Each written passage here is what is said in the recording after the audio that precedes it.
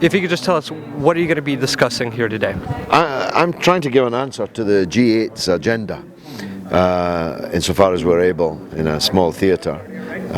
We want to have the alternatives canvassed. We believe that another world is possible, a better world is possible.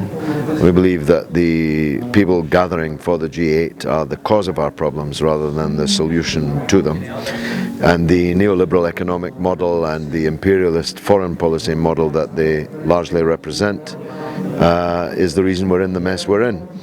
And somebody needs to say that in a way that can be understood by people when they see the meeting on YouTube and on the internet and so on.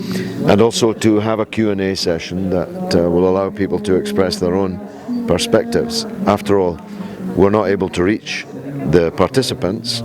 They've carefully staged the summit as far away from human population as it's possible to on the island, and the security is such that even I had to climb through Section 7 of the Terrorism Act to gain entry to what the last time I looked was still a part of the country of whose parliament I've been a member for 25 years.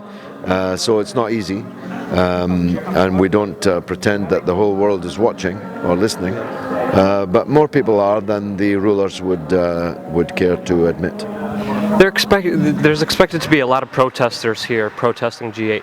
Why do you think it's important to protest the G8, and do you think there could be agent provocateurs possibly used here? I myself will not be on the protest, and I'm not against the G8 meeting, and if they're going to meet, I'm glad they're meeting in Ireland, so it's not their presence that I'm opposed to. It's the agenda that they're following. They say that it's going to be about tax, trade and transparency, but to be lectured by these people on tax, trade and transparency is like being told to sit up straight by the hunchback of Notre Dame. They are the masters of tax avoidance and evasion. They are the masters of some of the most notorious tax havens and shelters in the world. Their idea of trade, which they call free trade, is counterposed, will be counterposed by me this evening, and is widely counterposed against fair trade, which is not the same thing as free trade. And transparency, well, we can't even see the summit, never mind be participants in it. Exactly, and it's really interesting seeing the US and Canada arguing to have tax havens. I mean, there should be no reason to have them at all, but it's just telling, so telling of what's happening. Yes, but actually, although they're honest at least, the British speak as always with a forked tongue.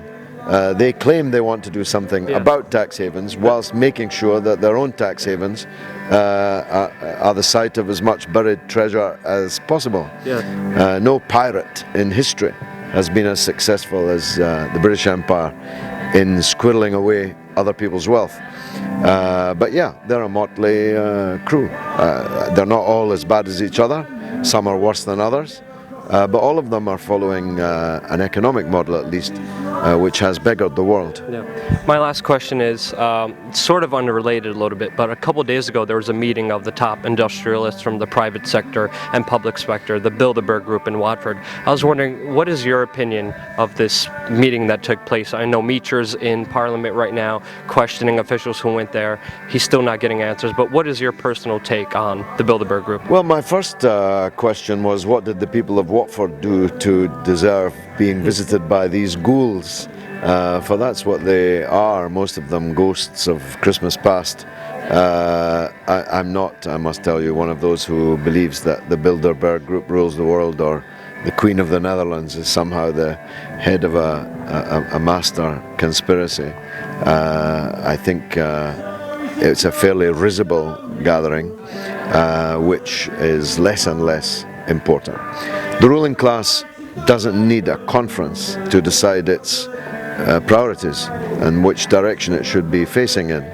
It does that automatically, as the wild animal knows that it must attack and eat in order to live. So the ruling class knows what it must do to continue to rule. And they don't need to meet under the patronage of Her Majesty the Queen or the Queen of the Netherlands in order to do that.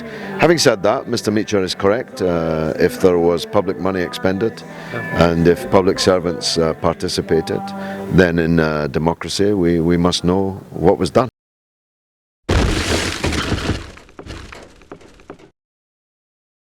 Last few years I've written to George Osborne and Peter Mandelson and asked them if they attended, what did they talk about and who paid for it. And I'm an elected member of the European Parliament. They didn't even bother to reply to me. These people only come not to have a cosy discussion because they have an agenda which they have got to fix with their peers in order to concert their plans.